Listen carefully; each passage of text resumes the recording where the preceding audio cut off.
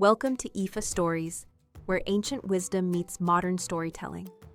Step into the sacred world of Ifa, the Yoruba spiritual system, where every tale carries the power of divination, destiny, and deep cultural insight. Join us as we unravel the mysteries of the Òrìṣàs, the divine forces guiding our paths, Òràngún, the Iron Moles, and many more. Each story is a bridge between the past and the present, weaving timeless lessons that inspire, enlighten, and transform. Embrace the wisdom, honor the tradition, and journey with us into the heart of Ifa.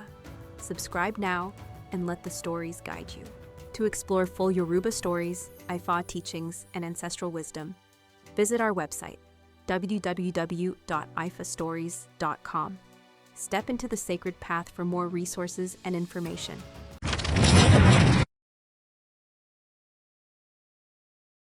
The Divination for Òràngún and Akógun.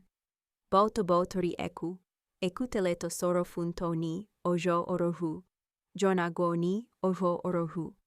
Adifa fun Òràngún. Abufa fun Akógun. The monkey tied to the ceiling became hungry from neglect.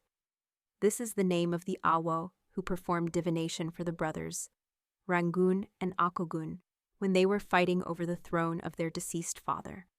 As they had fought to the point of destroying one another, the members of the Council of Regency intervened.